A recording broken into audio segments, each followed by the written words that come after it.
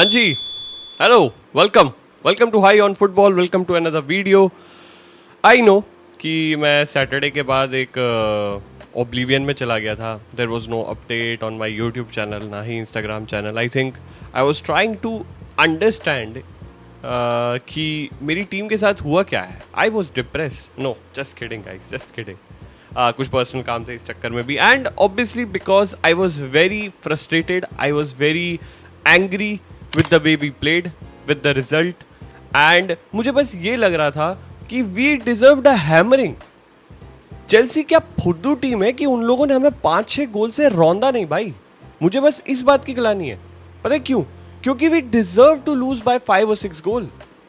That would have been a better score line, that would have been something जो इन particular players की ego को hurt कर। But with that said, मैं ये वीडियो आपको रिएक्शनरी नहीं बनाना चाह रहा हूँ।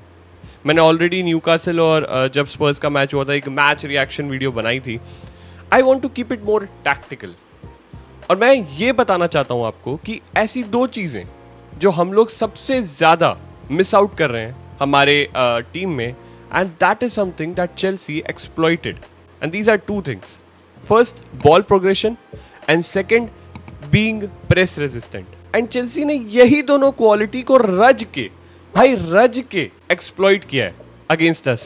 तो इस वीडियो में मैं यही बताने वाला हूं, तो make sure that you stick to the very end to understand what is going wrong with Tottenham Hotspur, and if they didn't fix it they will be in big trouble.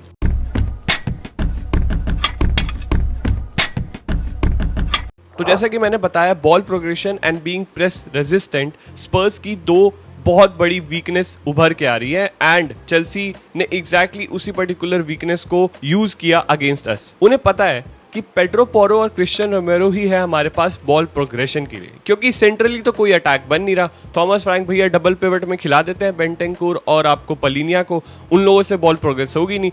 और दूसरे कौन है? जावी सिमंस भाई अपने बहुत ही अच्छा खेल रहे हैं, एकदम टॉप लेवल पे। तो पता है, मतलब बेसिकली चेल्सी को पता है कि भाई इनके सिर्फ 2 प्लेयर हैं जो बॉल प्रोग्रेस कर सकते हैं, वो भी बैक लाइन में है, क्योंकि सेंट्रली कोई है नहीं, मिडफील्ड में कोई है नहीं। इसलिए they started exploiting those particular area, specially our back line and our first phase of buildup. And Frank ने इवन ये बात प्रेस कॉन्फ्रेंस में भी आके कबूल की कि भाई उनके प्रेस का हमारे पास कोई आइडिया ही नहीं था। सोचो, मैनेजर आके बोल रहा है ये।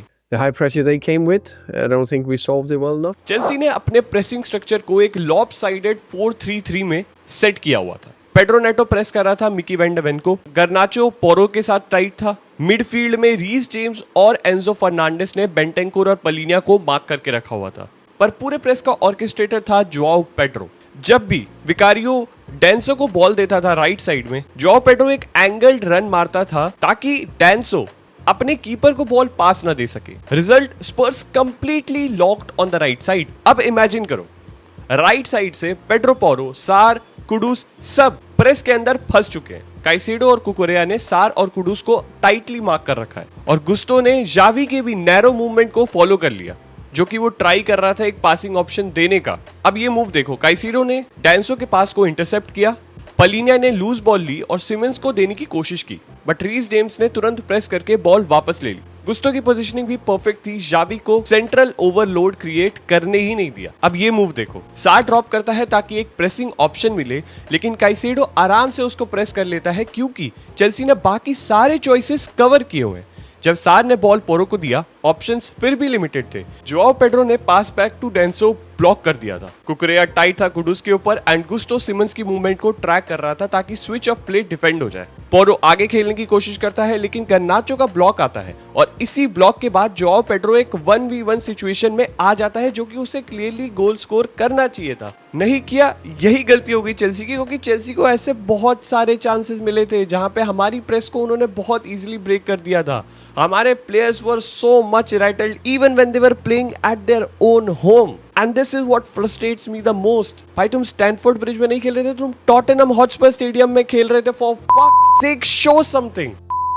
एनीवे जैसा मैंने कहा मैच रिएक्शन ही टैक्टिकल वीडियो। एक और मूव देखो, जब स्पर्स लेफ्ट साइड से बिल्ड करने की कोशिश करता था चेल्सी का स्ट्रक्चर थोड़ा सा चेंज हो जाता था। नेटो प्रेस करता था वैन डे वेन को और फोफाना सिमंस के ऊपर टाइट हो जाता था ताकि गुस्टो को फ्रीडम मिले स्पेंस को प्रेस करने के लिए। यहाँ इस स्नैप में देखोगे तो गुस्टो ने फोफाना को सिग्नल दिया है, मैं जा रहा हूँ स्पेंस को प्रेस करने भाई, तू शावी सिमंस को पकड़ ले। रिजल्ट स्पर्स फिर से ट्रैप हो गई। बॉल वैन डे वेन से स्पेंस तक तो आई बट स्पेंस के पास कोई पासिंग ही ऑप्शन नहीं था। हाँ पलिनी आया लेफ्ट साइड से स्पेस में अटैक करने के लिए बट उसे भी रीस जेम्स ने बहुत ही अच्छी तरीके से ट्रैक कर लिया एंड बॉल वापस जीत लिया। चेल्सी का प्रेस इतना इफेक्टिव था कि उन्होंने स्पर्स के सारे सोल्यूशन को ब्लॉक करके रखा हुआ था। मोइसेस काइसेडो भाई अमेजिंग भाई, what a performance. This guy was playing in a hybrid role. अगर स्पर्स शॉर्ट बिल्ड करते तो सार को वो मैन मार्क कर रहा था और अगर लॉन्ग जाते तो वो सेकंड बॉल को डिफेंड कर रहा था। अब यहाँ देखो एक मूव में डैंसो ने लॉन्ग बॉल देने की कोशिश की टुवर्ड्स कुडुस बट काइसेडो ने मिड एयर इंटरसेप्ट कर ली और फोफाना सेफ्टी नेट की तरह बैकलाइन कवर कर रहा था जस्ट इन केस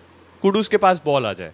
भाई हमारी टीम को बॉल प्रोग्रेशन में पूरा का पूरा चेल्सी ने न्यूट्रलाइज कर दिया था। पूरी मैच में टॉटनहम सिर्फ 3 शॉट लिए and accumulated an xG of we all know it's a big joke right now 0.05 यानी 2012-13 के प्रीमियर लीग के बाद ये सबसे खराब आउटपुट है हमारा in the sense of attacking. This shows how effective Chelsea was and they knew कि उन्हें क्या करना है यहाँ पे आके। थॉमस फ्रैंक भाई तुम्हारी वीकनेस जग जाहिर हो चुकी है। I don't know about other team but मुझे तो लगता है कोपनहेगन छोटी टीम्स ये भी हमें एक्सप्लॉइट कर सकती है if they pressed very aggressively and they man marked our player।